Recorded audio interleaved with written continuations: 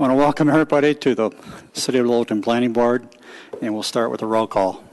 Board Member Bolt. Here. Board Member Duzan. Here. Board Member Elrod. Here. Board Member Graham. Here. Board Member Moore. Here. Board Member Wernicke. Here. Board Member Samuelson. Here. Board Member Miles. Here. Board Member Schrader. Here. Do you have a quorum?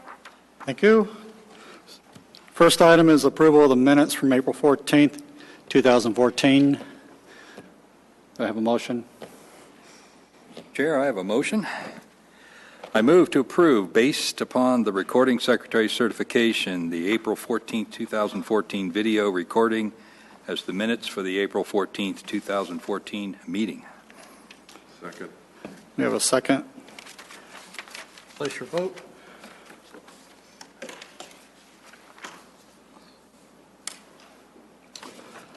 Approval of the minutes passes.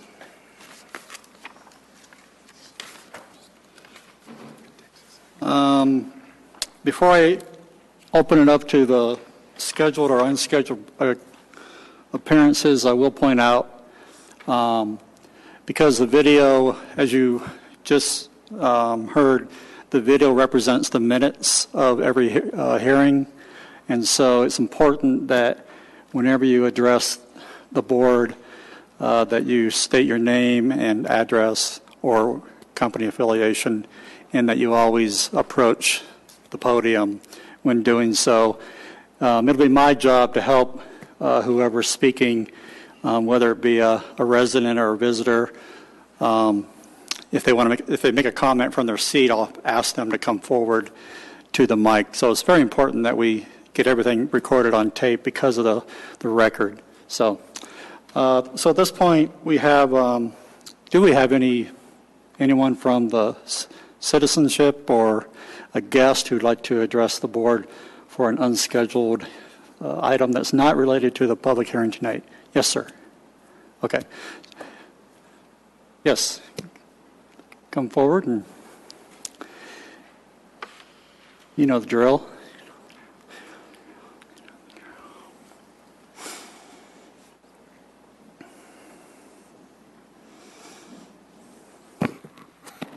Not sure who was speaking there, but I'm going to ask for the projector. And my name is Pam Chadbourne. I live in District 1 at the corner of Crestline and Nevada Street. So, good evening, Planning Board. Last week I talked to you about the actions of the Urban Renewal Authority called LIFT. And pointed out to you that they have a website, and they had held 4 neighborhood meetings for commercial property owners in huge areas of Littleton. And so I'm going to follow up on that. And what I thought I would do is propose that the Planning Board consider producing an urban renewal concept. This would define conceptual areas and priorities for urban renewal. It would consider historic preservation, preservation of views, realistic size of what we really can do in urban renewal, prioritization criteria, impact on traffic and infrastructure and quality of life. And it would also consider the urban renewal and growth plans for the cities around us. It would include timeframes and financing caps or limits for all types of financing. That would include tax increment financing, but it would also include city purchase and sale of eminent domain properties, so what we would put out and what we get back from the sale of those properties, and incentives to developers from the general fund and an excused taxes and fees. I'm going to refer to Wheat Ridge did this. They recently had a $24 million urban renewal project. So it turns out that they took $1 million from their general fund and $2 million in excused taxes and fees. So I, as a taxpayer, want to know what those are for Littleton for the next planned period of urban renewal. And I think that's very reasonable, and I think the city needs to provide that to us taxpayers. The urban renewal concept would also include significant infrastructure impacts and improvements, because that's the whole point of the city to undertake urban renewal, is to get money for huge investments that we don't normally get in our normal funds. And then it would include risk identification and mitigation, and possibly 3 or 4 scenarios, a low, a medium, and a high risk. It would provide the Urban Renewal Authority with specific agreed-upon limits and guidance so they could focus their work and not over-obligate the city. It would give City Council guidance over time, and perhaps you folks as well. As different size projects appear, months, years apart, how to divvy up our limited city support over time, and also assure that our essential city needs and these major infrastructure improvements are met.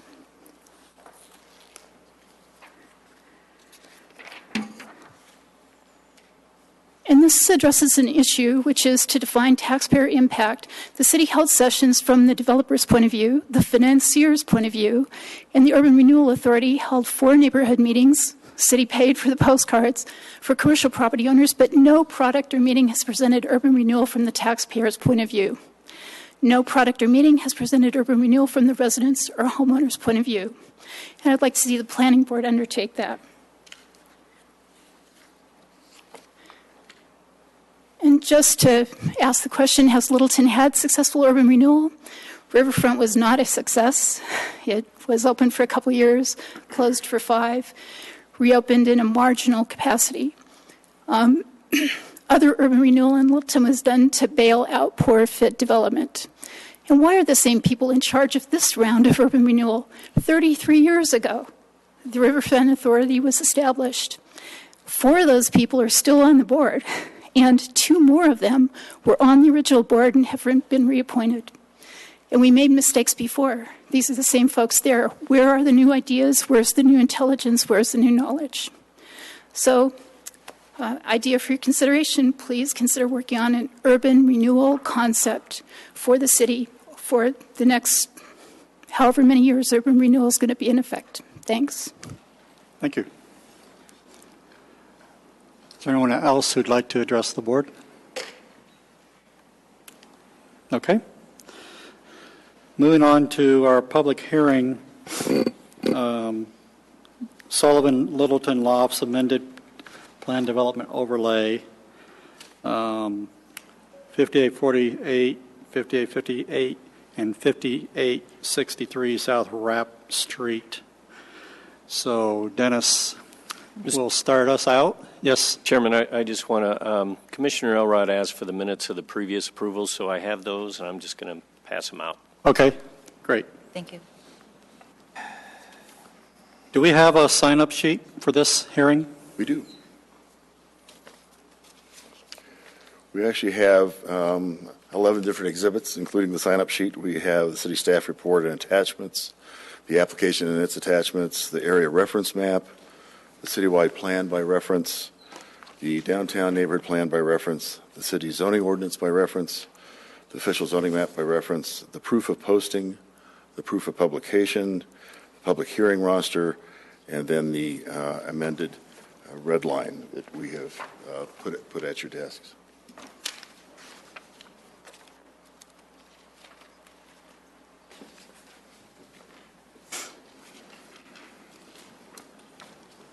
Thanks.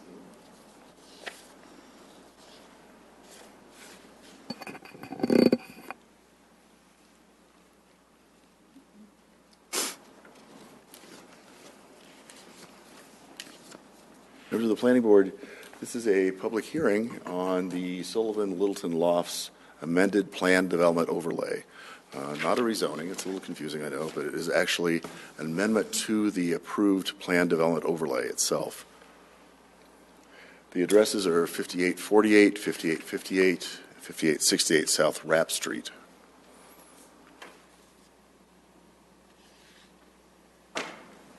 On the screen, you'll see a map of Rapp Street and the 3 parcels, 48, 58, and 68 on Rapp Street on the east side of the street that are the site of this development proposal. There it is again with the aerial photo. You can kind of see the landmark probably is McDonald's immediately to the west, Arapahoe Community College to the south, and Little's Creek to the north, a half a block. The policy question tonight is, should the city allow the proposed increase in residential proposed by the amendment to the PDO? One of the significant things about this is because there is an approved PDO in place, and this development does not propose significant changes to that, there are a lot of things which will not be changed. Maximum building height, for example, was approved at 5 stories or 66 feet, and that is not to be changed. That will remain. The minimum obstructed open space was increased from the CA 10% to 20%, and there's no change in that as well. The minimum building setbacks, 5-foot minimum, no change in that. The minimum parking ratios, residential 1.5 spaces per unit, and commercial and live work, according to the code, according to the specific use, no change for that. Exterior design and materials, color, detailing, and architectural form were all approved in 2007 with the original PDO, and those remain with the amendment to the PDO. The changes are the requesting that they be able to reduce the size of the individual units from 1,473 square feet to 1,110 square feet. That results in an increase in the total number of units from 52 residential units to 68 residential units. In addition, they'll have 5 live-work units for a total of 69 residential units compared to what were 57 total residential units. So an increase of 12 total units with the proposed amendment. Each live-work unit counts as 25% of a residential unit, and that is included in this amendment to the PDO. And we can explain a little bit more about that later. That's particularly important for the parking ratio as well as for just how we figure how many units there are and what the density is. Residential density for the approved PDO is with 57 units and 0.69 tenths of an acre, it's 82 units to the acre. With the proposed increase in number of units, same overall scale of the building, same total square footage, well, with 69 units, about 100 units to the acre. Each live-work, again, assuming that each live-work unit counts as 25% of residential unit, and that's based on the square footage of the different spaces allotted to those uses. The allowed uses in the approved PDO are those listed, and it's a combination of uses that seem specific to this particular site, and so it's a reduction from what was in the CA. The proposal is the same list with additional clarifying language, and that language is that it was not included in the original PDO, was that uses with similar impact to those listed will be considered for approval by the Director of Community Development. And that's similar to language you have other places in the code. The other thing that has been changed is there was not an assurance that live-work units would remain as live-work and that they would not lose their work component in the original PDO. We had language that in the original packet that was sent out to you. We've been talking more to the applicant and come up with language we think is a little clearer still in terms of how we actually retain those. And that is that only 4 of the 5 first-floor units, there are 5 units which will be live-work. 4 of those at any one time can be used as live-work. The 5th unit must always be totally commercial, 100% commercial. They want to retain some flexibility in terms of which of the 5 units is totally commercial, so that may change over time. And then they could actually have more than 1 unit that is totally commercial. All 5 must be used as commercial space per the permitted uses within the table. So there's a list of uses which are allowed for that commercial space. The density formula for live-work units also, we thought, need to be clarified. And the density calculations assume that each live-work unit counts as 1 residential unit. And that's the way it was in the existing PDO. And again, if this is not approved, the existing PDO remains in place. That is the zoning that's currently there on that site. So if that stays in place, there is 1 residential unit. Each live-work is counted as 1 residential unit.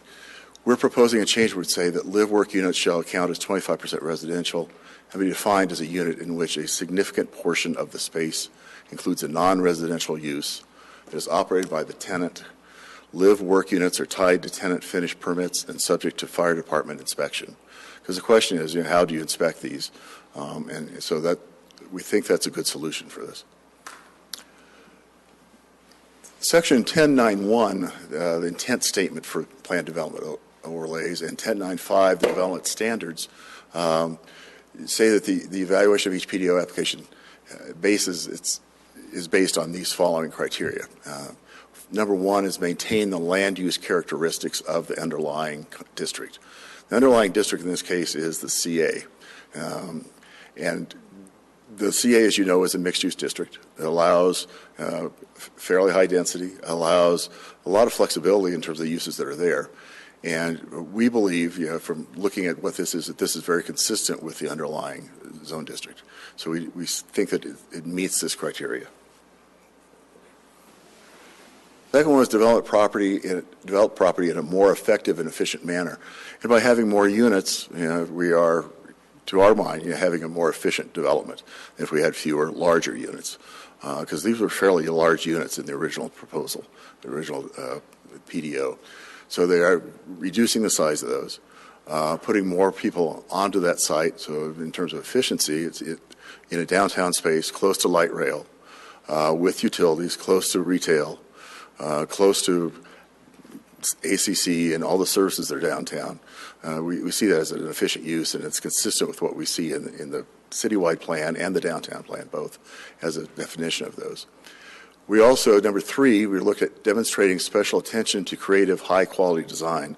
That was looked at when the original PDO was approved. There are no changes to the design with this application, so we're saying that was looked at and by the board and determined to be actually a high-quality design and therefore met the criteria required. Number four is reinforce and complement citywide and neighborhood design goals and objectives. And we've been fairly selective here in terms of what we picked out, but we think they're probably the key goals that really give us some direction.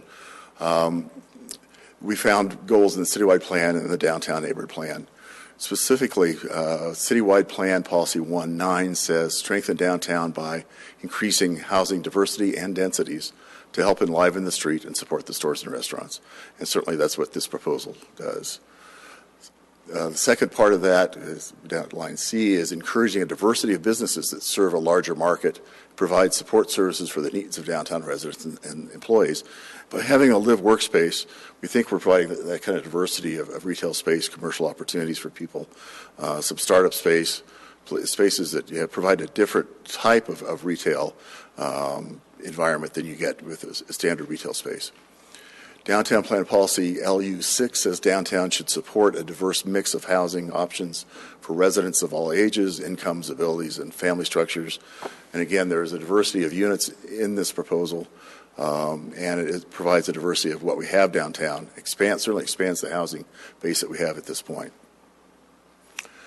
Littleton Design Standards and Guidelines, we need to be consistent with those, and we believe, again, that they were. Again, that was the design review was done with the original PDO. There had been no changes to that, and the determination by the board at that point was it was consistent with the downtown design guidelines and standards, and therefore, this is not affected by this application. And the fifth criteria is accomplish variations without impairing the intent of the land use code. And we certainly think that this is consistent with the land use code, with the CA zone district particularly, and with the intent of how you make decisions and how you look at different densities and uses in different locations. 6 is provide a substantial benefit to the city of Littleton. This is helping to achieve the vision that you as a planning board wrote for the citywide plan, also the vision that you have for the downtown plan, and therefore we think it does provide that benefit to the city. In terms of providing housing, providing liveliness to downtown, and providing opportunities for people to live near light rail and the kind of infrastructure investments that the community has been making. The staff findings are that the Lofts Amendment meets the objectives and standards of the Littleton Downtown Standards and Guidelines for Sub-Area 8, which is the area south of the creek. It meets the provisions of City Code Section 1091, which is the intent, and 1095, which is the development standards for the plan development overlay section of the plan of the code. and it meets the other criteria to which the original PDO was approved, since it's not making changes to those. The proposal to increase the previously approved density from 82.6 DUs to the acre to 100 DUs to the acre complies with the provisions of City Code Section 10.2.18C, which pertains to the maximum allowed density in the CA district, in terms of how that determination is made, and therefore we feel it's consistent with that, and we recommend approval. Any questions from me? The applicant is going to make a presentation, PowerPoint. You can either ask questions now of me or ask later. We can ask both at that time. Thank you. I think we'll hear from the applicant. Okay. So the applicant's welcome to come forward and do your presentation.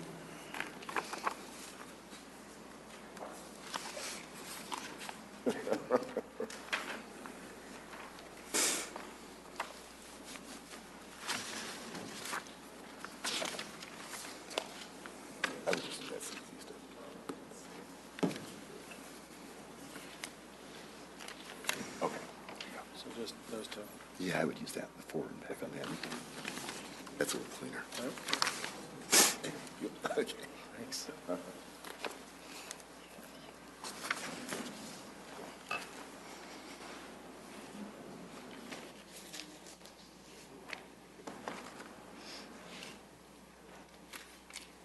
Good evening.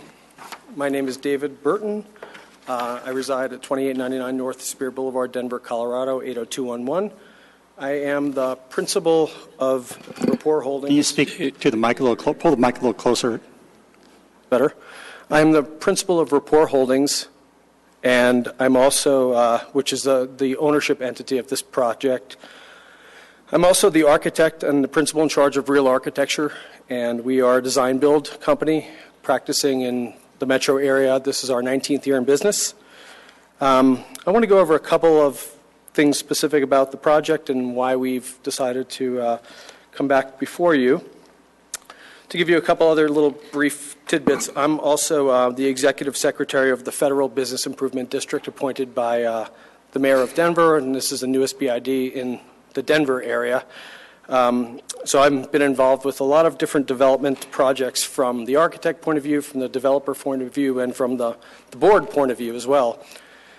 The project before us today is the Sullivan Lofts Littleton. It's a Plan Development Overlay Amendment. So this project was presented and approved in 2007 originally. And, you know, frankly, if we would have proceeded in 2007, we probably would, this project would probably have been owned by the bank at this point in time. 2014, 7 years later, the design and the architecture, I think, is very relevant today. In fact, more relevant today than perhaps then. So about us again, this is our 19th year in business. We've designed quite a few mixed-use urban buildings in downtown Denver. We have won multiple design awards in Denver as well. Most recently, the Mayor's Design Award for Home is Where the Art Is, which was a very artistic home that we created, and were awarded that in 2012. We've also designed and built quite a few other mixed-use urban-style buildings in high-density areas as well. I'm showing you a few different renderings and photographs of completed construction. So let's talk a little bit about this site. The site of the Sullivan project is on Rapp Street. It is bordered by, completely surrounded by CA zoning, which is the highest impact zoning that Littleton has. We are less than a quarter mile from light rail. We are very much surrounded by downtown and bordered extensively by Arapahoe Community College. In front of the project happens to be a McDonald's, and to the side of the project is J.F. Sato's office. We have the Mill restaurant down the street and a few other multifamily residential properties in the immediate vicinity. When I kind of zoom in and really look at the building itself, The building has two entrances, and the design of the building really has not changed substantively since it was approved in 2007. We have one parking garage entrance on Rapp Street and one parking garage entrance off of the alley. Our main residence and front door is on Rapp Street, and we have addressed the street with urban architecture and urban landscape design. Additionally, this project has a rooftop terrace that will serve as a water quality pond. That terrace is elevated and is at the residential first floor, and the building essentially wraps around that terrace. We've designed and built a few of these in the past, none this large, but we've installed some that have been in existence for over 10 years. This building also has a rooftop amenity as well, which we haven't fully decided on, but it may end up being a pool and or hot tub on the roof. Let's see, other issues are, again, the vehicular access is both from Rapp Street and from the alley. We have a trash room with a trash chute for all residents of the building, accessed off the alley. And we tried to work with connectivity to the city as well. So we do have walkways on either side of the building that lead to the streets to the east. So here's a rendering of our building. The building essentially is downtown urban architecture. It has a lot of brick detailing on the first floor, along with some brick elements that we've found throughout some of historic downtown. We also are mixing in a little bit more contemporary architecture, and we have one metal element that essentially pronounces the front entrance of the building. We, again, have not changed the exterior design of this building, and we've stepped the upper levels back to be respectful of the street to keep the scale of the building down as well. So just to overview, the architecture is essentially the existing architecture to remain. So our approved PDO and our existing PDO present the same exterior design, the same height and number of stories, the same setbacks. We do meet the same parking criteria of 1.5 spaces per residential unit plus the commercial parking per code. And the only increase and change to this amendment is the density going from 52 residential units to 68 residential units, and then the live work changed a little bit. To talk briefly about the live work, the reason why that you have in your package a red amended section regarding the live work is we had written that the live work would be based on the definition of the International Building Code, which we thought was a fine way. I mean, it's codified, this concept of live work. But, you know, we discussed the fact that perhaps the International Building Code might not be always the code. So we took the specific language out of the code and put it in the redlined document in front of you today. So let's see. Again, transit-oriented, high density, and really, truly, the reality of it is we just reduced the square footage of the units from essentially 1,500 square foot units to 1,100 square foot average units. Any questions? Okay. One more slide. That it? Yeah, we have some more. We have our traffic engineer to discuss some of the transportation issues for you. Yeah, let's hear, since parking is really the big thing, let's hear about how you arrived at that and impacts.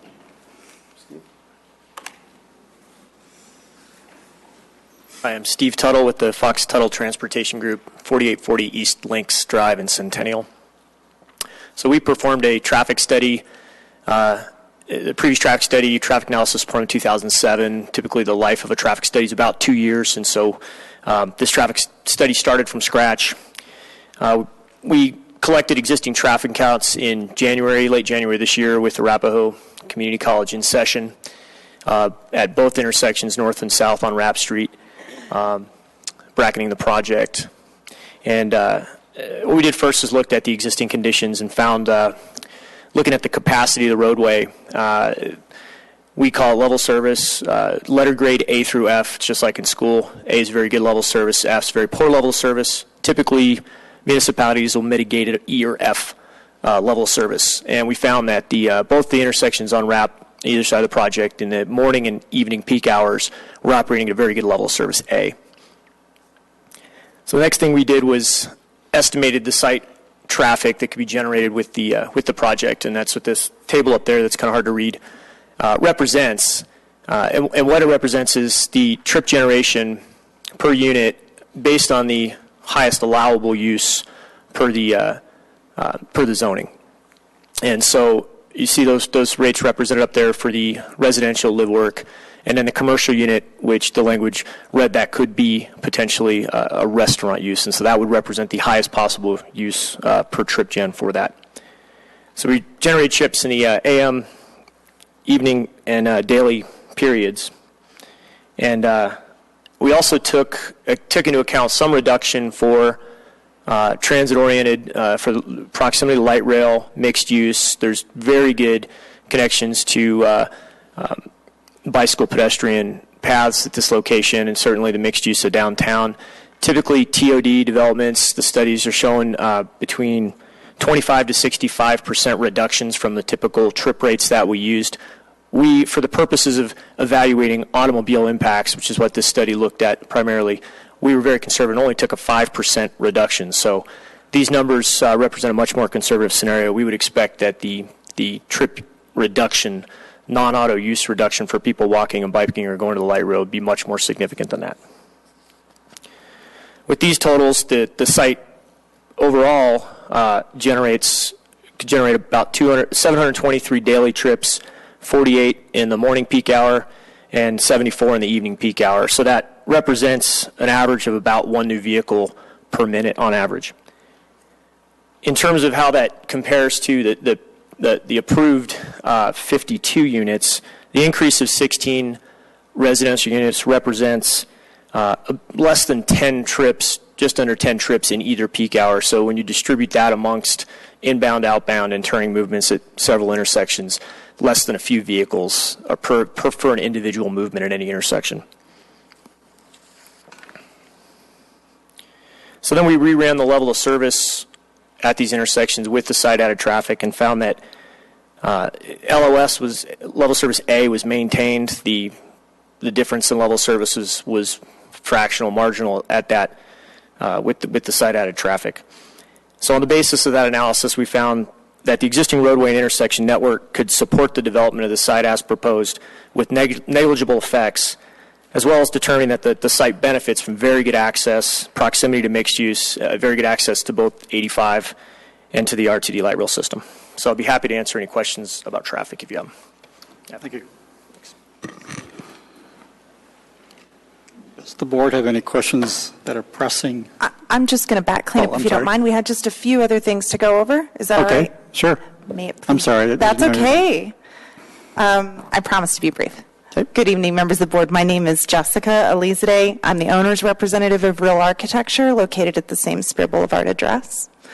So this evening, I'm just going to go over a couple of things. I am going to talk a little bit about the community outreach, about the basic justification for rezone and how Dennis explained how it clearly meets the intent of the PDO and the underlying PDO. I'm just going to talk briefly about some other forms of justification and how it meets the overall comprehensive plan and the downtown neighborhood plan. And I also wanted to mention, which David didn't bring to your attention, that 2 of our 3 owners are Littleton residents. And I don't have this happen very often. I work with a lot of developers, and this is the first time that a developer has ever actually been a citizen of Littleton and has asked me consistently about, have you done this? Have you talked to them? You know, when I knew so-and-so, and really going back generations. So it's been a delight, and I wanted to point that out. So really quickly,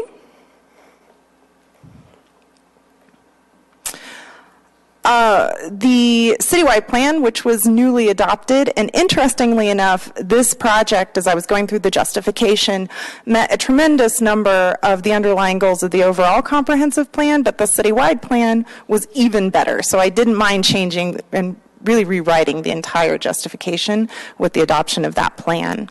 28 goals, and that's a conservative number. It technically meant more, but some of them get a bit reaching, you read, so. The units as proposed are more reflective of the way that Littleton residents live.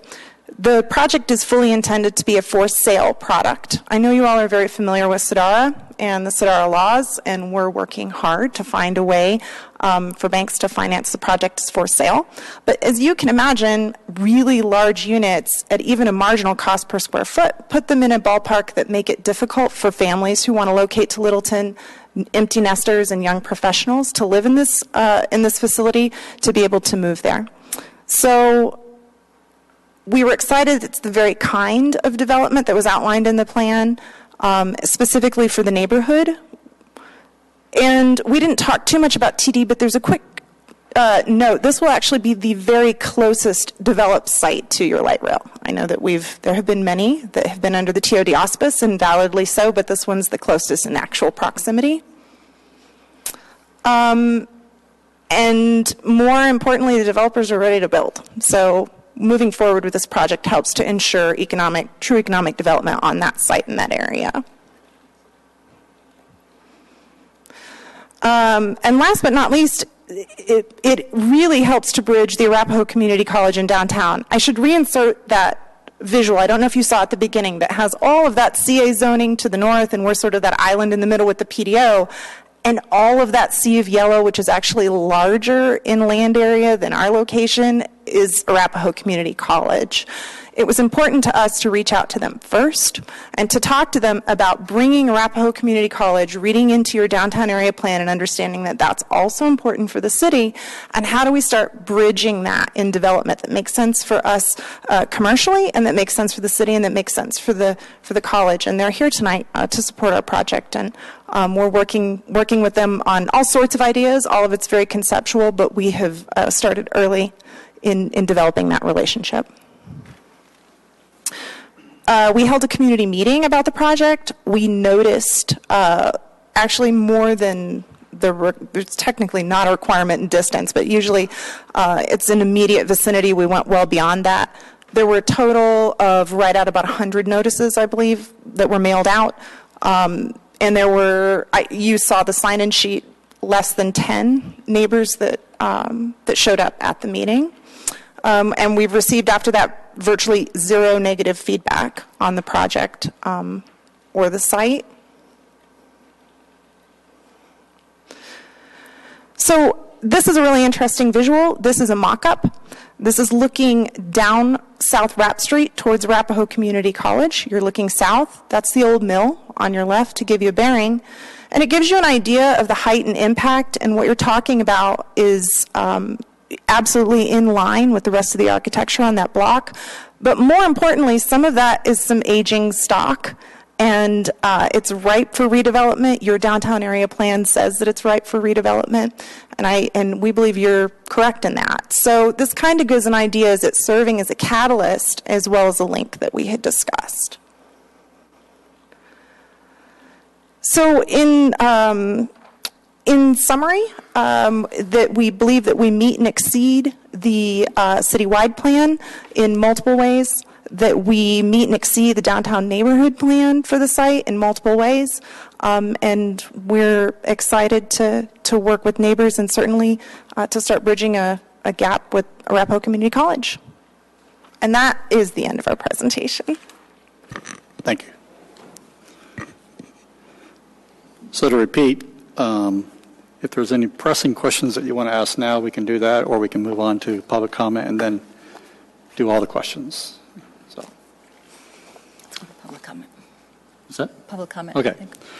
At this point, I'd like to open up to public comment.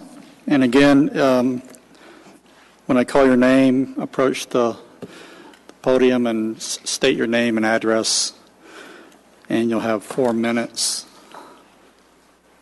Gail Arthur. is not in favor of the project and does not wish to speak. Roger Arthur is not in favor and yes is speaking.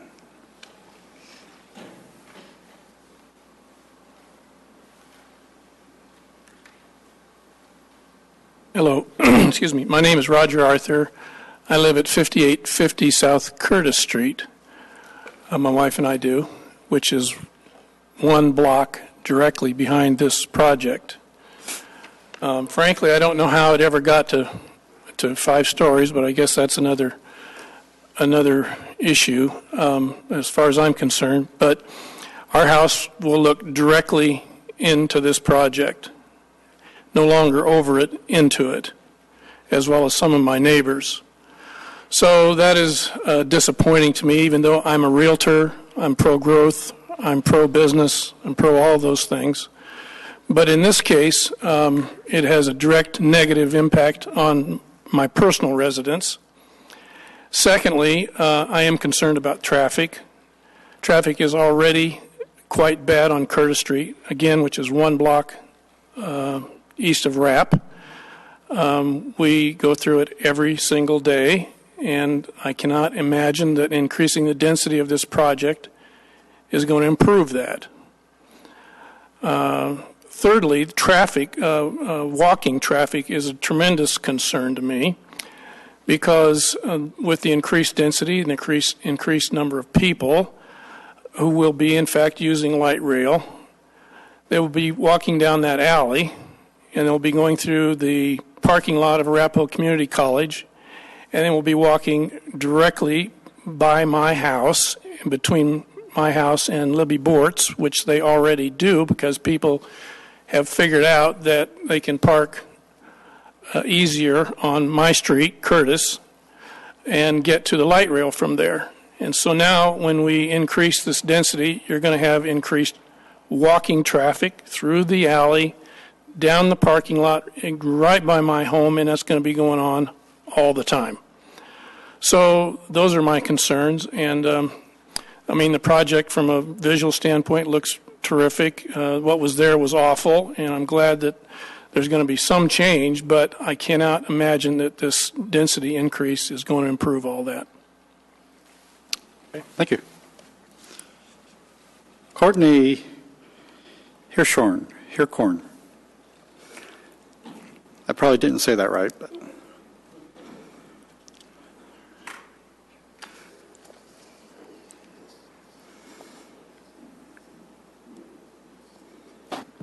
Hello. So my name is Courtney Hirschhorn, and I currently am a resident at 5101 South Rio Grande Street, the apartments that are just right down the street. And I'm an attorney, a brand new attorney, and I work downtown, but I decided to live down here because I still wanted the urban feel, but the great access to light rail and to Santa Fe. And so I know that soon enough I will be looking to purchase a place, and I still want to be walking distance to all the great local businesses, which I love to support, and I know that this is the perfect type of place that I would consider living in, and so I definitely support this project, and I wanted to come out here today to say that. Thank you. Cindy Summers.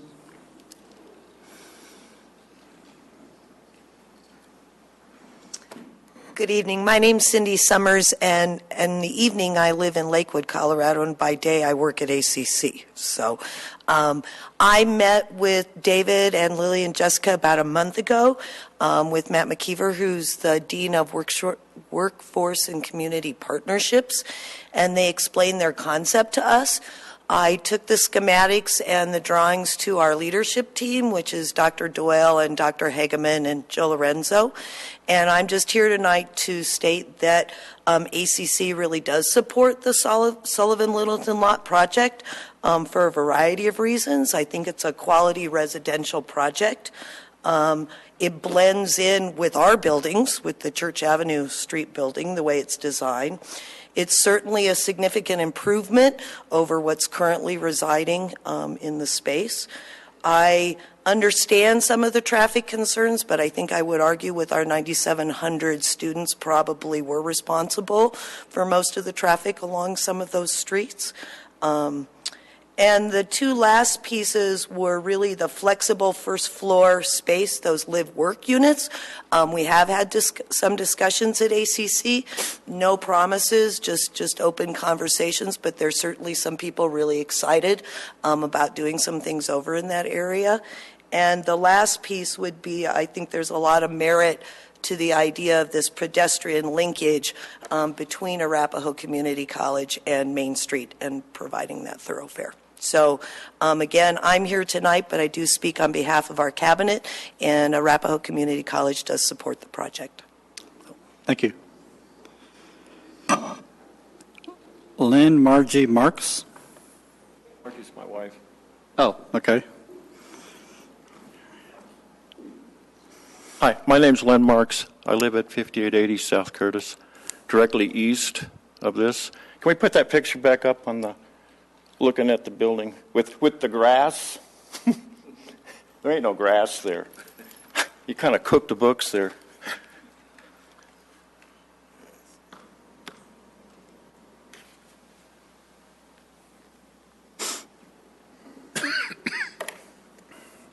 I'm concerned with the 66 feet height. I don't know. When did the city do this? It was first approved in 2007. Well, can't change that. Huh? But see, I you know, not the one with the looking where McDonald's is added. Okay. Because you didn't really show McDonald's, the shooting shop. You didn't show that view. You kind of cooked it. Makes it look real pretty. Because that view isn't. I'm looking directly west at this building. I'm directly east. 66 feet is huge. Yeah, you look at the grass there. Please look at it. That isn't there. That's McDonald's. Those two cars there, are they going to get tickets? They're going the wrong way. They're parked the wrong way.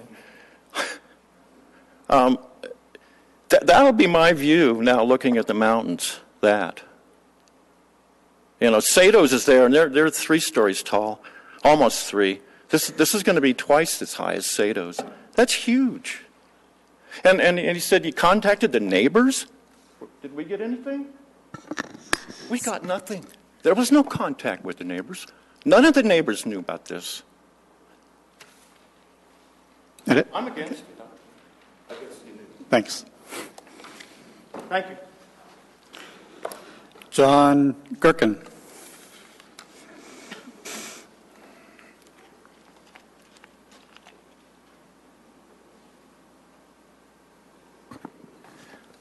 John Gherkin, 5870 South Curtis. I live directly east of the project. Just some random comments. The young lady indicated that 3 of the owners are from Littleton. She didn't say they live down by this project, that they would be impacted by the project, which I thought was curious. The other lady indicated there was 9,700 enrollment at ACC. It's actually close to 9,800. And I tried to get some figures. She probably has them, but HCC's enrollment has increased every year for the last 3 or 4 years. And as she indicated, a lot of the traffic is generated by them. Well, it's just going to get worse. And we don't need another project that's going to add to that problem. Also, this was improved in 2007. Well, in 2007, there weren't too many residents living on Church Street, or Curtis Street, which is what's going to be really impacted. The houses that are on the west side of Church or Curtis and the east side. Well, most of those are rental units, and they could care what was going on. But now the Arthurs and Lynn and I are responsible citizens that are concerned about our lifestyle in this area, which I don't think in 2007, if we were here five-story building would have been approved. The same as the project over on Littleton Boulevard that was knocked down about 3 months ago, just because of the same situation. Your traffic expert mentioned the traffic on Rapp Street going into Church or going up into Alamo.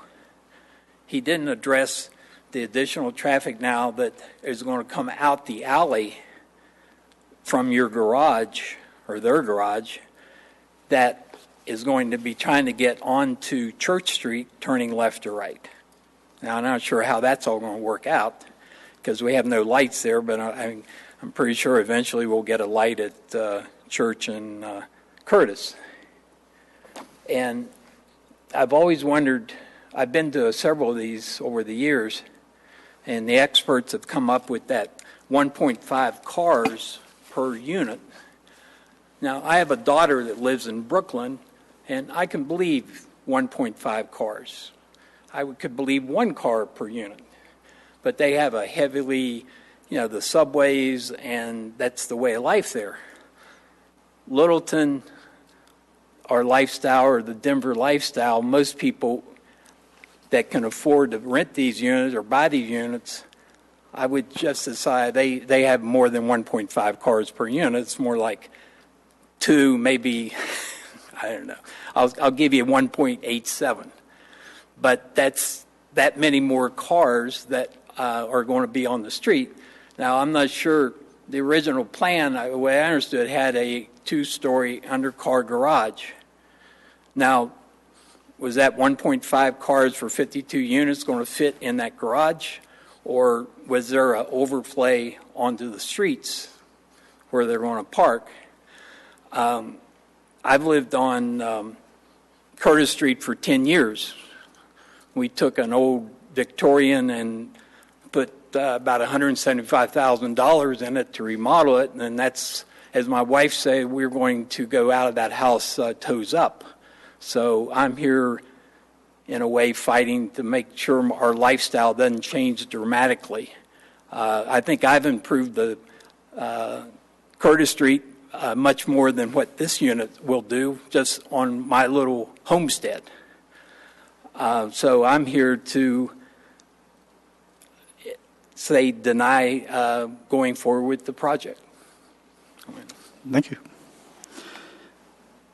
Okay, the last one on the list, anyway, is Andrew Beckhard. I can't read the last letters on there. Is Andrew here? Okay.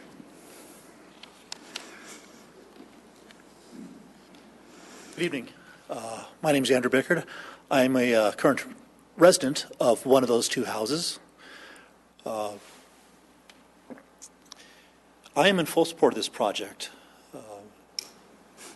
Honestly, those 2 houses are the blight of the block.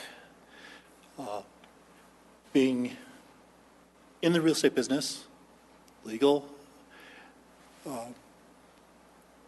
there's no way you could sink enough money into those 2 houses to make them nice, even comparable to this building.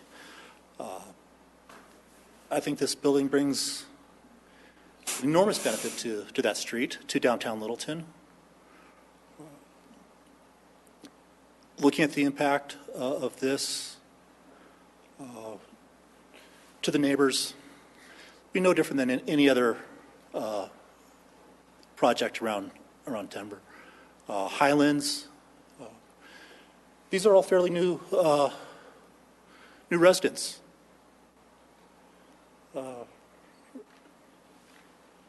That had to have expected a project like this when they bought.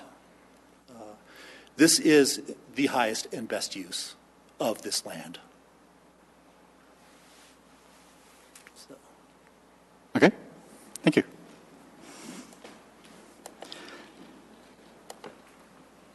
Is there anyone who did not sign up on the list who showed up and still wants to say something? Pam?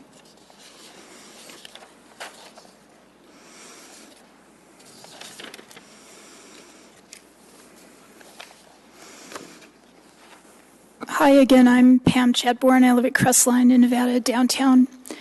I actually agree with the 3 residential owners who live nearby this, and I want to point out that a couple of the other speakers perhaps are addressing the issue of the entire development.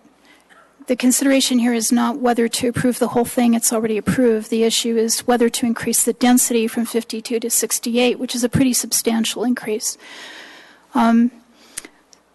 So I want to agree wholeheartedly with the traffic issue. The issue is not whether traffic on RAP changes. The issue is whether at the choke points, and I have brought this picture to Planning Board before, where I define the choke points in our corridors. The issue is not RAP Street. The issue is the choke points. And I guarantee Santa Fe and Littleton Boulevard, that intersection is already choked. You can't get anywhere by going around Santa Fe. Church Street is a compromise. Prince Street, what are we going to do with that? Where's the long-range plan? It's going to be absorbing the people who can't fit. If this is synergy to grow, where are all those people going to go? So the issue here is whether you want to add many more units to increase the traffic problem. We already have a traffic problem. This will only increase it if the density is increased. The other thing I want to say is I don't think the policy issue is whether we want increased density. The policy issue is whether you're going to keep approving bait and switch. So over the past year, over and over, and I'll say we because I feel this is we, my city, have approved a project, and then the developer comes in a few months and says, I need something different, and we approve it, and that's not right. We need reasons for the original approval, and that would allow us to say, hey, the change is either acceptable or not. But we don't even have good reasons for the original approval. We don't know what the build out density increase plan is. It hasn't been declared yet. So we don't know whether these extra units are actually going to hurt the long-range plan where the synergy here causes, 6 or 8 more of these to be built in that part of town? No. You should keep the size that it is and save those units for other developments that are going to be built around there if that's really the plan. This is already approved. You can't change that. All you can do is keep the number of units lower. Also, the concept of changing stuff for current market conditions shows the fallacy of that argument. So if 2007 this was great for the market, and now we have to have something else for the market, maybe they shouldn't build and wait 5 more years and we'll see what that market wants. No. The right thing for the city to do is know our long-term vision and what we want for that whole area. It doesn't exist. I submit to you that we already know traffic is broken at the choke points. We have no solution for the corridor problems. So, no, you shouldn't increase density. You've got nothing to show us that it'll work. So fundamentally, my objection is on the basis of bait and switch. Please don't approve this. This sends the wrong message. We're already open for business, but we shouldn't be open for all the changes for increased density and higher profit by these folks. Sorry, but and it looks great, but it's the wrong thing to do. So thanks for your consideration. Thank you. Is there anyone else? Okay, I want to close the public comment session and open it up to the board for questions of either the staff or the applicant. I'd like to learn more. Sorry. Go ahead. I'd like to learn more about the demographics of who you seek to attract, what the price points are of the units. You mentioned this is ideally a for sale instead of a for lease in a perfect world scenario. If you could outline the economics a little more for us. Sure, thank you. So we've built other similar projects. We find that we get owners that are empty nesters and also young professionals just starting out. So sometimes these might be first-time home buyers, and sometimes these might be moved-down buyers who want to stay in Littleton.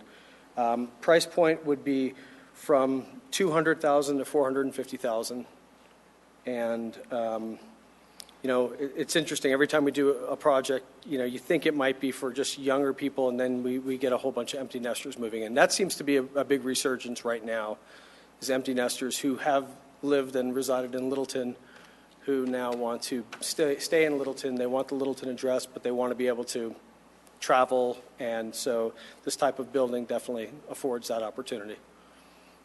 Could you describe a little bit more about the live-work? In these days, anybody with a computer can live and work in the same place.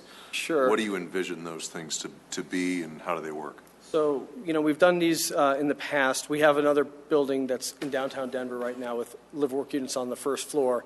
In that particular case, we have a advertising agency that rents that space from us.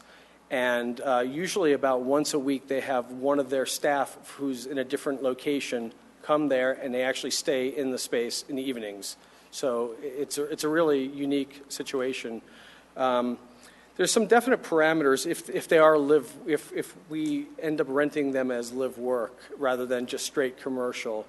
And so there's some really specific allowances in the code that we'll have to comply with for that, whereas only the majority of the space is commercial with a small component of residential use. So not so much a retail frontage, but No, just more of an office space. That's what we generally find. We left it open in the existing and the proposed PDO to have certain retail uses. We didn't change any of those allowable uses. And indeed, depending on what the use is that we actually find, we can park all the uses on there as well. So I know someone mentioned 1.5 parking spaces per unit. That's I guess, a Littleton ordinance, not something that I came up with. But, for instance, in many of the more TOD-oriented city developments, we're at 3/4 of a parking space per unit. So we're definitely, in this case, parked, I think, considerably well. I know that that's definitely an issue. And just to note, we did increase the parking, the on-site parking from the original to the proposed, and all of that additional on-site parking is accessed from Rapp Street. No additional parking is accessed from the alley. So I just thought I'd bring that up as well. Mark, now can we stay on that topic? Sure. Normally, when we see a revised PDO come before us that ups the number of units by downsizing the units, we get into a parking argument. In this case, we haven't. So I'm wondering, what magic did you do to get the extra 15 to 16 extra spaces? Did you have a plethora of spaces in 2007 that you're now using? We actually just went a little bit deeper. So initially we were 1 story below grade at maximum, and now we extended the parking ramp down a little bit lower. So from the alley side, we're about 1.5 stories below grade for a portion of it. So how many spaces did you have in 2007 versus how many now? I think in 2007 we were required to have 111. Not required, but what numbers did you have in 2007 versus Sure. now? We had 113. We were required to have a 111, and we had 113. Now we're required to have 125, and we have 127. Okay. I guess along those lines, could you discuss the parking and how people get in and out and where? You said something about Rapp Street, but it sounds like there's some off the alley as well. Sure, we have 2 parking ramp entrances, one from Rapp Street, and indeed from Rapp Street we have an entrance, and if I could figure out how to get back here, I probably would. Can you find that for me, Jessica? We have one entrance from Rapp Street, which didn't change. I mean, the exact location, the exact location that we had before. So as you enter the building, we have, by vehicle, and I can't remember the exact number, but I think there's 15 or 18, that was the right one, guest parking spaces, and then there's a garage door inset that goes inside the building further and ramps down below. So we have additionally from the alley in this location is about 7.5 feet higher than Rapp Street. From the alley, we have a second entrance has, I'll call it mezzanine level parking in it as well. So we didn't increase any additional parking from the alley, only from Rapp Street. So again, we had 2 entrances and we still have those same 2 entrances. Are only part of the parking spaces accessible from the alley? or is the entire parking garage accessible from the alley? No, only a certain amount, and I don't have the exact numbers. I want to say it's less than a third is accessible from the alley, and two-thirds are accessible from the front, and they're not interconnected. There's no connection there. Right. Okay. Pedestrian, but not vehicular. I have a few questions. I have one other question. If you're going deeper, is there any concern with water table there? No, we've done a soils report, and we're fine. I mean, we're only going about 5 feet deeper than we were in only about a third of the site. So we're not extending much. Do you know what the height of the Sato building is just south of you? I don't. The That's it. physical height in feet? Yeah. I don't offhand. Okay. I mean, it's probably 40-something feet. It's 3 stories. Which building were you asking about? This Jim Sato's building that's just on the south side. Yeah. Which building is that? It's the J.F. Sato building. It's right south, directly adjacent. Brownwood, Got it. You mentioned the potential value or the purchase price for these units is going to be anywhere from $200,000 to $450,000. The square footage is 1,100 generally across all the units. So that difference in price, is it because of whether you're on the 4th floor, 1st floor, or why such a wide range? Sure, that's the average size, the 1,110. So we have some larger units and some smaller units, for sure. Do you have a price per square footage? Just to help us. I think we're on I'm the going to same. say right now, the price per square foot's closing in on $300 a foot, probably $290 a foot. I don't know what it'll be a year from now. Hopefully that, if not better. Wow, I mean, our intent is that this is about a $12 million investment into the city.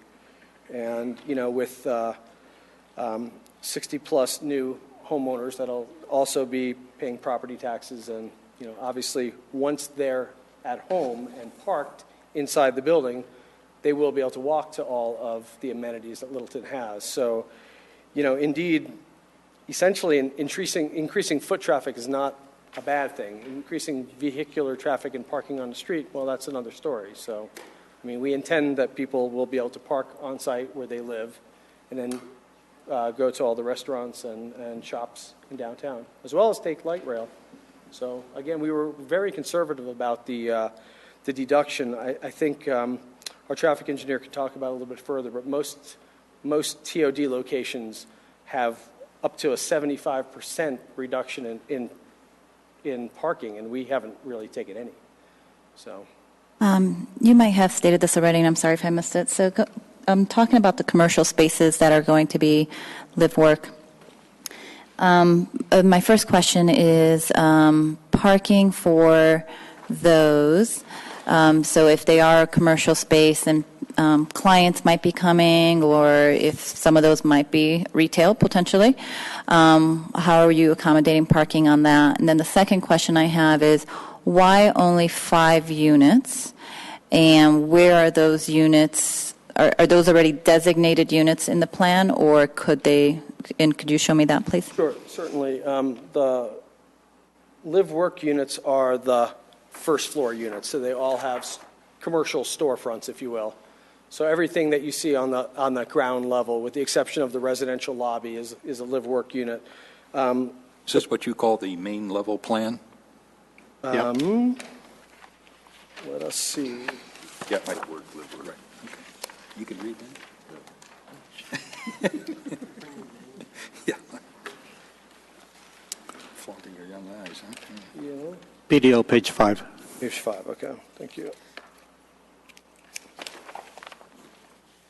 Yes, so on PDO page 5, the 5 entrances, the 5 storefronts that you see are the live-work units. And indeed, if you look between the top one and the next space, that is where our drive aisle entrance is. And if you notice, we have a garage door that's set back about 3/4 of the way. So essentially, that first floor is retail and or guest parking for the commercial uses. That's not assigned to the residents. And it appears that those units are larger in size. Is that correct? They are. They're all around 1,200 square feet or so. None of them are huge. We do have 3 that are adjoining each other, and potentially, if we found one big tenant we might be able to combine those three into one space as well. And then I remember reading that in these commercial spaces, there was a discussion about ground level and mezzanine level. Can you explain what that is? Indeed. All three of these, all 5 of these commercial live workspaces have enough height in them to put a mezzanine. A mezzanine is a specific floor area that complies with the building code and will only be up to 1/3 of the floor area below. So if it's a 1,000 square foot floor plate, you can have a 300 square foot mezzanine. And one of the ideas is that is generally, in the live-work situation, the sleeping area. That's the loft. The loft. Okay. And now I understand why 5, that's what fronts Rapp Street. Okay. Carrie?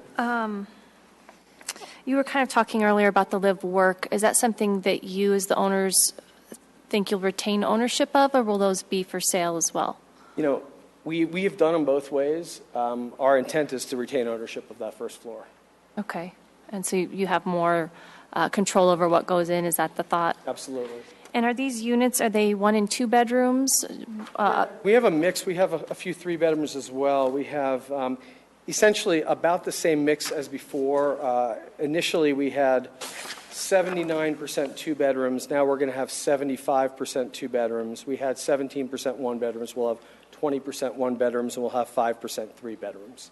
So we'll have 1, 2s, and 3s as well. So by adding the extra units, and you were talking about having to go down a little further to accommodate for the parking, does this therefore raise, I don't know how to question this, does this raise how much money it costs you per square foot to build it by adding the extra units? Oh, it definitely does. I mean, there's more kitchens than we had before. There's more bathrooms than we had before. I'll tell you where I'm going with this. Part of my concern is we have condos on Nevada. The price per square foot's $252 to $276 that are having trouble selling. So, I feel like price per square foot, is it going to go higher if we put in more units or go lower if we put in more units? Generally, smaller square footage units sell and cost more per square foot. So, an 1,100 square foot unit versus a 3,000 square foot unit. I mean, there's still only one kitchen in it, so it generally costs more, and it does sell for more per square foot as well. So, and again, depending on the location within the building, the views, whether we're north-facing or south-facing, second floor or third floor, I mean, there's definitely different price points. I think that's all I have. Okay. Kurt, do you have anything? I just had one question on the height, the 66-foot height. Is that to the top of the building, or is there mechanicals on top of that? There are mechanical equipment on the roof. I think the highest point, if I'm not mistaken, is the top of our elevator shaft, if you will, on our stair enclosure. Right. We have 2 stairs that go to the roof and an elevator that goes to the roof. And that's in excess of the 66 feet? Yeah, it hasn't changed from what it was before. Yeah, no, I want to clarify. Thank you. Just on that point, Dennis, do you have the height of the old mill? So it's actually, I'm going to reiterate, that's to the main roof itself. The elevator overrun does increase, does a little bit higher than that, and the stairs are as well. So, I mean, it's exactly what it was before, and that's illustrated on PDO4. And to second Karina's question, also the height of the ACC. I do not know the height of ACC. When we were doing the downtown plan, we talked about the height of the old mill, and certainly in 2007, when this was going through, that was a major issue as well, with discussion that anything downtown should try and be lower than that if we possibly could. And the downtown plan, we estimated about 82 feet is what we were Old thinking. mill is 82 feet? And I think we had that discussion, Andrew, about ACC, and I don't remember what the answer was, unfortunately. I'm sorry. But it's probably about that, too, I would think, because it's... I guess the question is, would this sit equal with ACC? Would this sit above ACC? Or would this sit below David, ACC? you have a thought? I don't know how high ACC is. I would think it would be about comparable. It would be my guess. Glenn, any idea?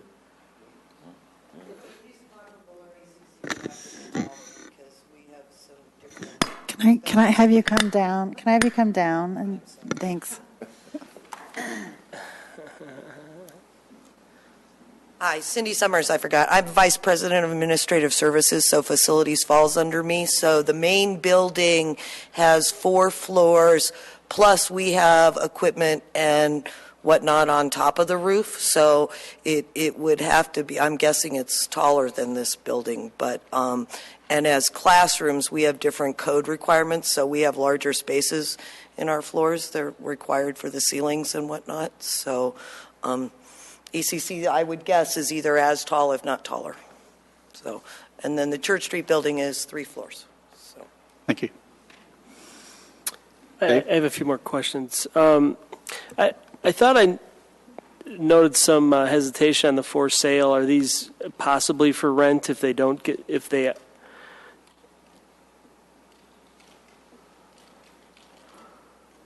Just in my head, not. Don't worry. I'll address the for sale versus for rent issue. So there's absolutely no hesitation on our part. The only issue, and we would be thrilled if you can help the Colorado legislature pass,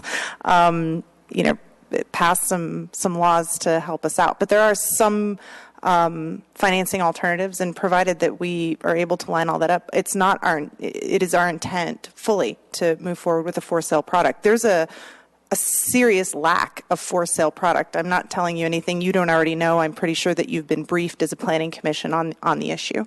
So yeah. So there's a possibility that they might be for rent. Does that hinge upon passage of? Why? No, it doesn't hinge upon passage. It just makes it easier, right? Yeah. So it is financing contingent. If I won't speak entirely for David, but my guess is if he can't get it financed as a for sale product, then yes. Well, but the intent is that there's certainly more of a demand in the market now for a for sale product. Sure, and it's smaller too. But one of the issues is insurance. Have you guys explored that area?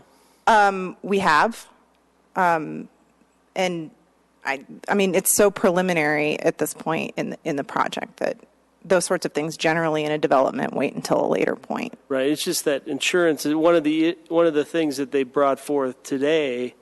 Half of that construction defect bill was some subsidy for insurance, and I know that insurance could be 2, 3, or more times greater in a for sale product. That's correct. In the context of SDARA and construction defect, every project is a little bit different, and I would say that the size of this project, given it's under that sweet spot of 150 to 175 units, makes it a lot more attractive, and it makes it more flexible in a marketplace to consider those kinds of ideas and to be able, it makes it more flexible. How's that? I don't want to overcommit to something on behalf of a developer that's that early in the process, but the size of the project makes it more flexible. Yeah, I just wanted to make sure we're clear that it's not 100% that you're going to sell it, but that's your intent, right? It's the intent, yes. We certainly can't promise that, but that's the intent. Okay.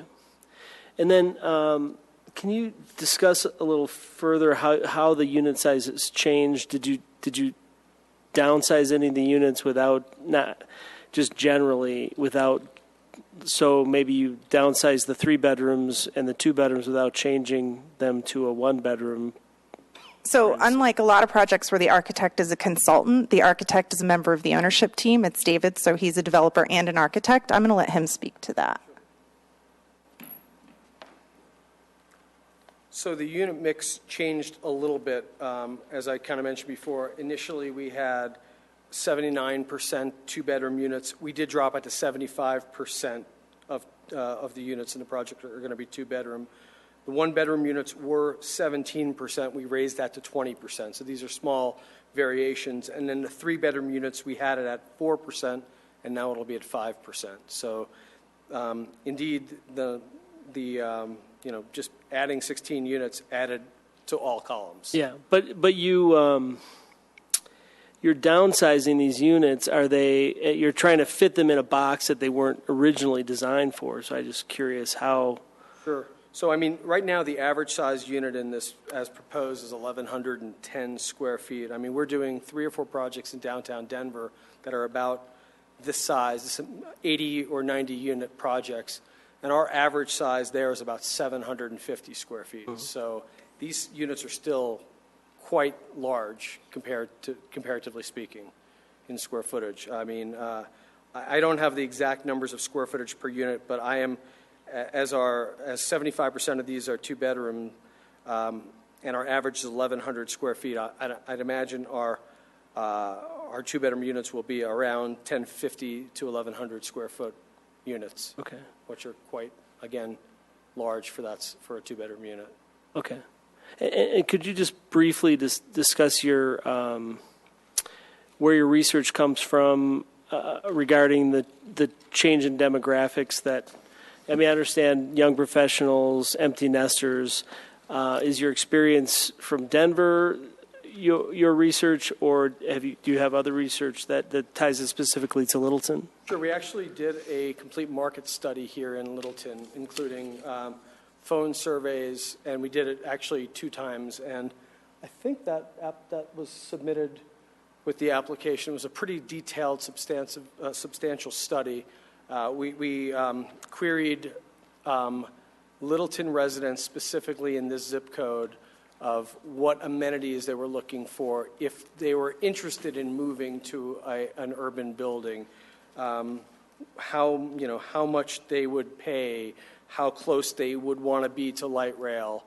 And so we actually did a 75-page study that we submitted along with this application. So we did actually target the audience and fit our project a little bit of what the citizenry told us. Okay. All right. Thanks. I just have one question.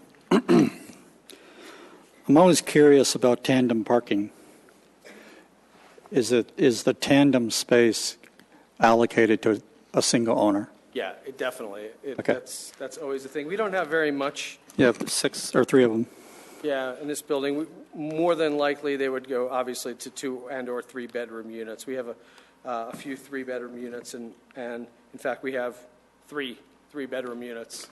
So those units get those 2 spaces, and they're out of luck if they own 2 SUVs. They're.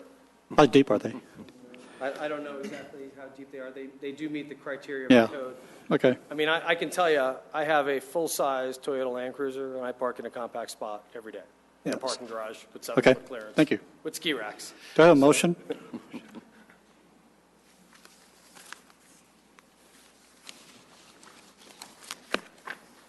Anyone have a motion? More discussion? Actually, I have one quick question for Dennis. You shared with us the city council minutes from 2007. Do you have accessible the planning board minutes or 2007? Those should be the planning board minutes, I believe, from 2007 for the Okay. video. All right. Sorry. And what was the city council results from them? Both? The PDO, so wouldn't have It gone didn't to go? yeah, Okay, city council. sorry. Missed that. Thank you. Dennis, the dwelling units per acre Yes. right now, or proposed, is what? Can you tell me what that is? Yeah, sure will. Is that It is. I'm looking back up here. 100? 100? And that's the same as the old CA zoning, 100 dwelling units per acre? Yeah, that's where it comes from, is the CA. The CA actually has a maximum of 75 units to the acre that you can kind of figure out, you kind of back out of it from what the unit sizes are. And I've got to find the page here, sorry. Okay, the density is currently 82 units to the acre with those 57 units. With the 69 units, it goes up to 100 units to the acre. So, and that's the maximum that's allowed through the PDO process for the CA. And how did you come about that using 1/4 of one unit for? Right, 1/4 of each unit, and that was based on the square footage of the units and kind of how it calculated in terms of what the parking requirement would be, given that they also will have parking requirements for the commercial square footage. So some of those people who will be using that space will be using the commercial parking are counted there.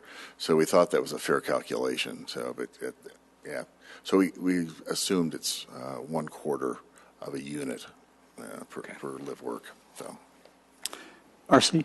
Yeah, how are the live work units taxed? Are they taxed as commercial spaces or residential? Question. I can answer that. Actually, they are taxed as commercial spaces. That's what we've heard from the assessor, RAPO assessor. And then maybe back for the, Mark had a question. is it for Dennis? Because I have one probably for the developer. I'll finish up. Okay. Right, for the developer, is there a parking set aside just for the live work units or the commercial units specifically designated for those units? there is for the commercial, I believe. Is that correct? I don't know if you're doing it for the live work as well. Yeah, we park them all as at least as office. So You approach the microphone, please. Microphone. Sorry. We park them all at least as office, so each of the commercial spaces that are 1,000 square feet would have 5 parking spaces, the live work spaces. And the designated spaces. And they would be designated as tenant parking or visitor parking for those specific tenants that are using that Well, we have commercial some space. designated guest parking that's in front of the gate, if you will, in front of the garage door, and then basement parking as well. Okay. Mark? I'm not sure if this is for Dennis or for Jan. You were there in 2007. I noticed that there's only, not dredging up issues that things that have already been passed, but I'm just a little bit of historic perspective. There were only 2 speakers, and their comments were rather vanilla. Were there any other speakers then? Wasn't any controversy about the units, size, height? Yeah, I don't recall that there were, no. So yeah, not according to this. Right, yeah. And it was posted. It was, like we typically do. I don't know if they did the neighborhood outreach meeting like they did this time, but they did do, they certainly posted the site. So, sorry, you opened it up to just final questions, and there you go. I'm going to close it real quick. So coming back to the neighborhood outreach, actually for Jessica.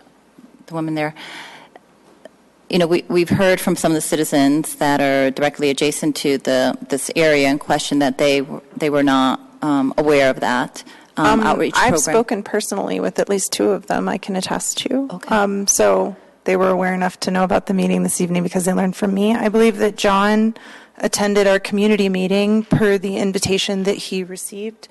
And I have proof of mailing for I pulled the list per the assessor's office. It's run through the planning department pursuant a mailing that we've done many, many times.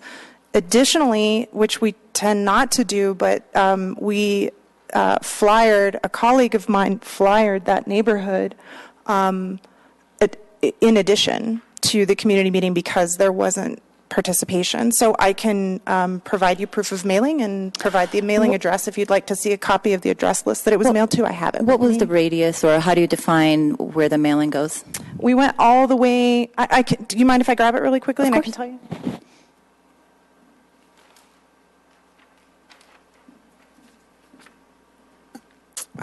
To Nevada,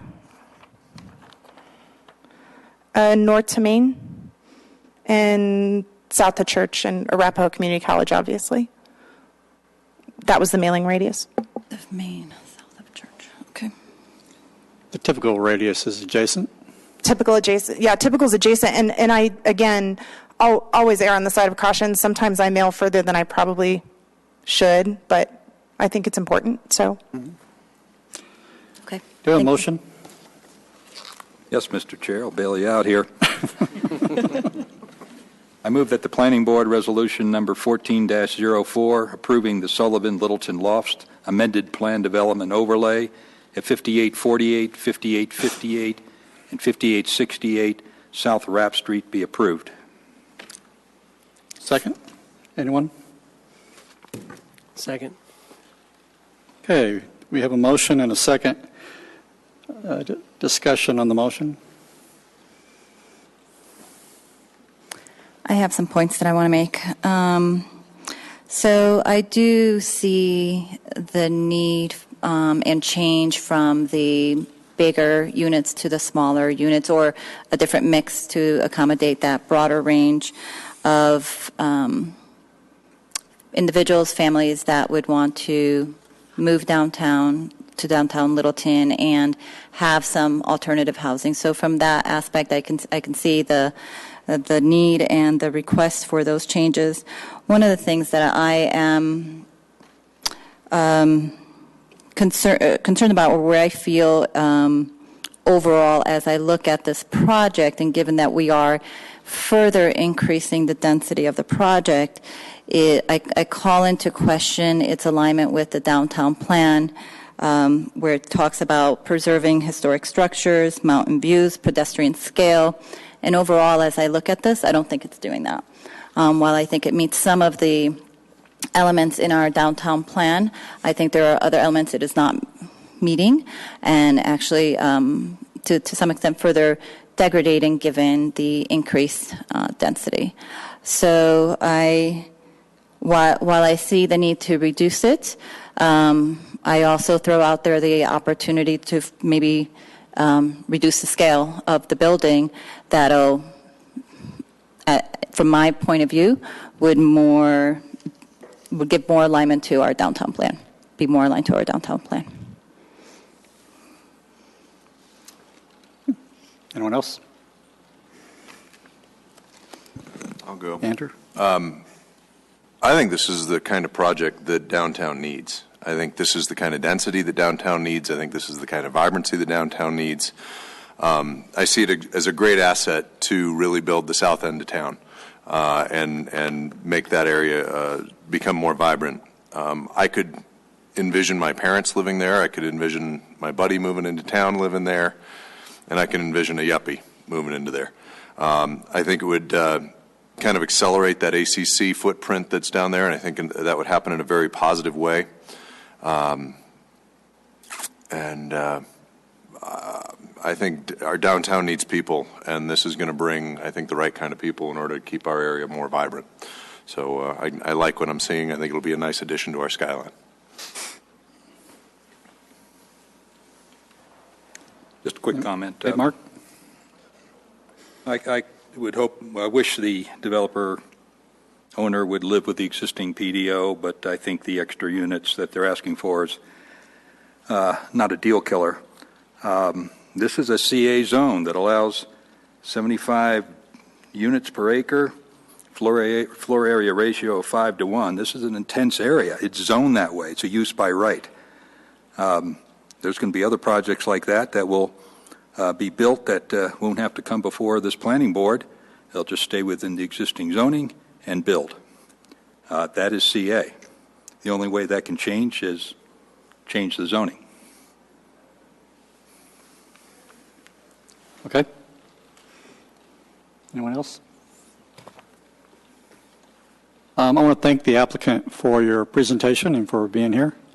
Did a wonderful job. It's a wonderful looking building. I think, as already been stated, if there's anywhere in the Littleton downtown area that will accept a more intensive use, this is the area. I mean, it's right next to ACC, and it's a block away from Santa Fe Boulevard. I think the traffic study bears out that it's not going to have the impact that you would think it would have, mainly because there's nothing else on the block that generates a lot of traffic.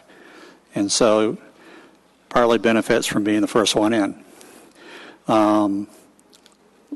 Subsequent projects may have a harder time as traffic does increase. So I think the idea that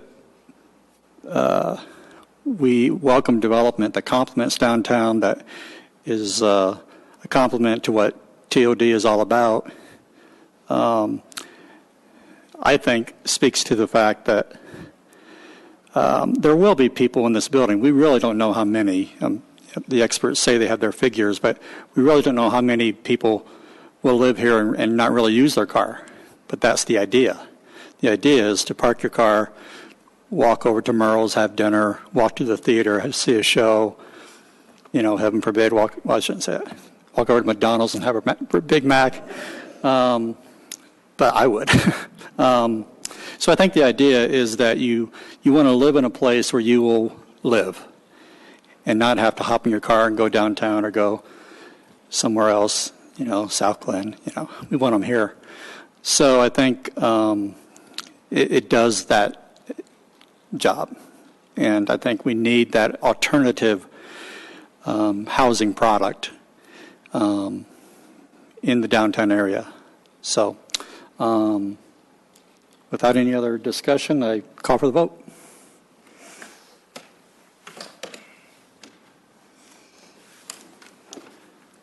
The motion carries. Thank you very much. Okay, we don't have any general business, but we have a report regarding neighborhood engagement techniques from staff. Mr. Chairman, this was something we talked about at the last planning board meeting. I went through the schedule for the council outreach meetings and just talked about that's a great opportunity to reach out to neighborhood residents and at least start the beginning of taking input on the amendments to the neighborhood plans. So I think it was suggested we come back and maybe we would solicit some of your ideas. I don't know if Dennis has had a chance to kind of think through what the process would be. I think it would be pretty close to what we did with the citywide plan. And just tell us, all the assets of your neighborhood. And those are trying to ask for the positive affirmation, I guess, of what their neighborhood is, so we can make sure we build upon that and don't detract from those areas. But if there's, we have kind of a population that's going to be eating ice cream sandwiches, and that's a great time to get people to give us unbiased comments. So if any of you have ideas of what we can do in those meetings, it's really was an opportunity to have a short discussion about that. Again, it's coming up quick. May 13th is our the first one out. I think that's Stern Park. Andy, what was your recommendation last time we talked about this? Just that people who live in those areas be recruited to become the primary authors of it. I would also second that from an outreach perspective to also say, have we reached out to HOA boards and leaderships? I know that a lot of areas around town have those kind of leadership teams. They almost by default would be the ones that would be active in participating in this. Almost if you tell them that that's their job, that's what they'll wind up doing. Yeah. Have we done any outreach to the more structured organizations and gained their opinions? I think we've sent, or we're going to send a postcard to just about every resident. The one tool we do have is, I think I showed you Nextdoor, or we talked about Nextdoor. Mm-hmm. So that gives us a chance to market to specific geographic areas around where we're going to have those meetings. So we'll definitely do that. We'll send out announcements. What I'm seeking to get past is the same 25 people showing up at every meeting. Yeah. And if there is an additional step to engage leadership groups or individuals that would not normally participate in a forum like that, mm-hmm. but would love to if you asked in the right way, yeah. I would think that would offer tremendous benefit. Yeah. Well, the benefit here is we're going to them. When we have meetings here, we tend to get the same population, but you get a much wider population when you actually go to the neighborhood. So I think just from that fact alone, we'll get a wider spectrum of residents from the area. Are we advertising any of their newsletters or any of their e-blasts or utilizing tools that already exist in those communities? Yeah, we'll certainly make an effort to do that. I'll talk to our communication director about seeing how they're getting the word out on all these various things. And again, I really see this as just kind of the beginning. We'll certainly go back, and I like your idea about maybe that would be a good opportunity to recruit some folks who maybe would take more of a leadership role in the plans. But we'll certainly return when we have something to show them when we get through that process. So this is just initial comment, try and glean some of the beginnings of the neighborhood plans. You mentioned the first meeting. Is that the city council meeting? Yes, the city council is who's hosting it, basically. Right. Where is it? Where is this first meeting, or what's the neighborhood? It's Stern Park, I believe, is the first meeting. Oh, that's an important one. And are you saying that this meeting will serve as our sub-area neighborhood plan meeting? Or not? I'm saying this could be a beginning to get input to start those neighborhood plan amendments. Well, those that live in the Kettering Park area, are we excluded or are we invited? Absolutely. Check IDs. Your neighborhood, we are redlining, and we are not invited. No, but I mean, it's will be coming to all the neighborhoods that are in the old comp plan. Yes, there's actually 5, so it'll be every month through the summer. There's only 5, but there's how many neighborhood groups are in the comp Well, plan? I'm sorry. Yes, there hopefully be some crossover. I don't know that people necessarily don't cross the line when they go to one of these events. So you're just not going to stay with Stern Park current limits. You'll go outside and grab some. No, it's throughout the community. And I'm sorry, I gave you all those times and places at last meeting. I don't have it here right now, but it'll be throughout the community. Yeah, it's on the website. So, most of us have put it on our calendars. Glenn, you said, we don't have anything to show them yet. We do. And I think what I'm suggesting that we share with them, even in the communication that goes out, is obviously a link to the citywide plan. And when we talk about Stern Park, given that, again, it's going to be located there, and you'll likely get more citizens in that closer surrounding area, we do have the existing neighborhood plans that we can introduce them to and say, here's what your plan looks like now. It's almost like read it, so at least you know kind of how we're thinking or what this looks like tangibly, what would an end product potentially look like.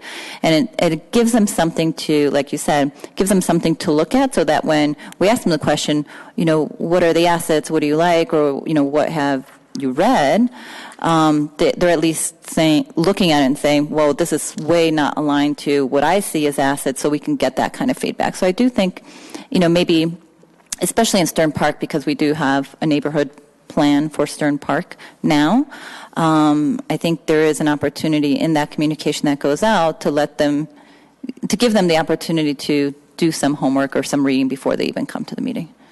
Because then we just get a lot of maybe not as substantive of a commentary as we would like. Yep. I think people would be surprised to find out there is a neighborhood plan. I'm sure. I don't know about this first meeting, but when we do have the actual neighborhood meetings for the comp plan update, I'm really big on graphics. So I think it's always good to have an aerial of their neighborhood with the boundaries of what that area, of what that neighborhood represents. I think people like to look at a map and say, hey, there's my house. And it also helps us and or staff to have a reference when talking to someone about a particular policy or goal or that might have a physical impact or traffic impact or use impact. You can actually point to the map and say, well, you live here and this is where your commercial area is and it's 2 blocks away. So a land use map would be another map that I would have there so that some people may not even know that some of the residential units along the perimeter of their neighborhood are actually commercially zoned. And so it visually helps them to see it may look like a residential house, but it's actually commercial property. And so there might be future uses there that may change. So those are 2 maps that I would definitely have for every neighborhood meeting, as well as an overall map that shows how they relate to the bigger picture. So. Good point. Ann just pulled up to me. So May 13th, Stern Park. June 24th will be Steeplechase 3. Do you know where that's at? That's across from the Home Depot, south of the Home Depot. And then Harlow Park Pool. I'm not quite sure where that's on Lowell Boulevard. Will be July 22nd. Lowell and Bellevue. Lowell and Bellevue. It's kind of your neighborhood, right, Andrew? Sure. And August 26th, Trailmark. And then September 30th, right here at the Littleton Center. So you're going to, like for instance, the Stern Park one, you're going to have to go quite a bit out in order to, because of where these places are. That takes in two or three neighborhood plans areas. Yeah. Yeah, and again, it's a beginning to start. So I'm going to come back to that. I think active recruitment is going to be more successful than passive listening or active listening. I think really reaching out and being specific to groups and asking for their direct engagement, if not even being so bold to say, can each HOA in this section, if there is such a thing, or each neighborhood, provide 2 representatives to form this type of committee. I think being more bold. Otherwise, I have tremendous fear that it'll just be water under the bridge. That, oh, that's nice, city's doing something else. Yeah, city people do that. And they'll miss out on a tremendous opportunity to craft what they'll want.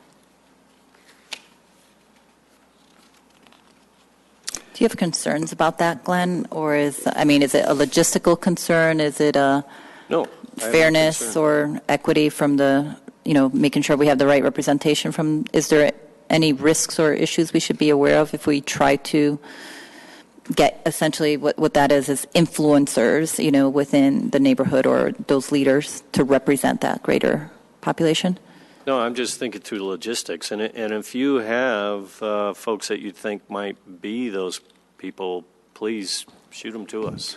Well, I think next door, if I saw it correctly in next door, there are, they evolve as natural leaders, the ones that have recruited the most, so that, in the absence of HOAs or known groups within the neighborhoods, I think we can use next door to say, okay, if so-and-so has recruited, over 50 people, obviously it's someone that's well connected in that neighborhood. And again, there we can reach out to that individual specifically, because that individual is going to get another card in the mail from Littleton and just kind of put it aside. It's okay, something else, but they maybe aren't recognizing how they truly individually can help add value individually because they are an influencer and are very connected in their neighborhood. So I think that's an area where we can look and say, looks like there's maybe 10, 20 people out on next door that are very well connected within the city. You're right. That'll be a good asset to figure that out. Yeah. Yep. Ed and RC, you're new to the game, but are you up to speed on what were the sub-area plans or the neighborhood plans? Yeah, I think I am. RC maybe, but go ahead. You can. Yeah, we kind of touched at the last meeting, so I got a general sense. Okay, good. I wasn't here last time, so good. I think when we're talking about communication, we're talking a lot about finding the influencers or people who do this. I think one of the issues, though, is figuring out a way to sell the idea of what the neighborhood plans or small area plans would do and why they're valuable.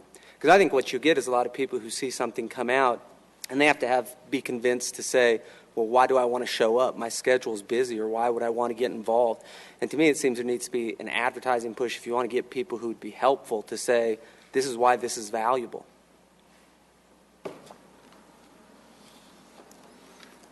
Any other comments? If nothing else, I just want to make an announcement. I sent you an email. DOLA is doing a planning commissioner training. Unfortunately, it's in Uray.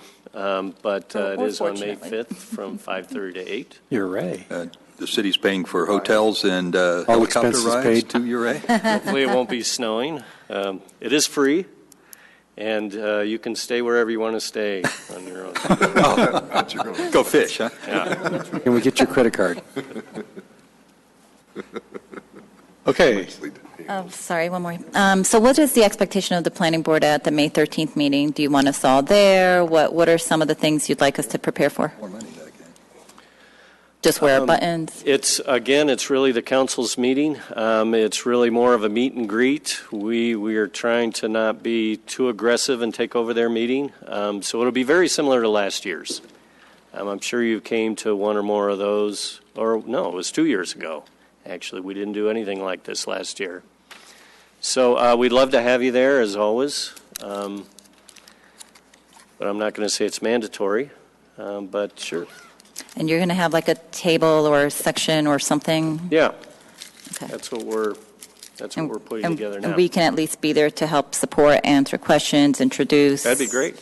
Okay. Yeah, and I think Ed's point is well made, that really we want to evoke why. Why is this important? Well, it's important when land use decisions come up in your neighborhood. That's the document that you use to make a decision. So I think that's a really good point. If people see the importance of it then. Okay. I'm sorry, what time is it at on the 13th? 4 o'clock to 6 o'clock. I think it is actually a council study session, so they're going to run back here and conduct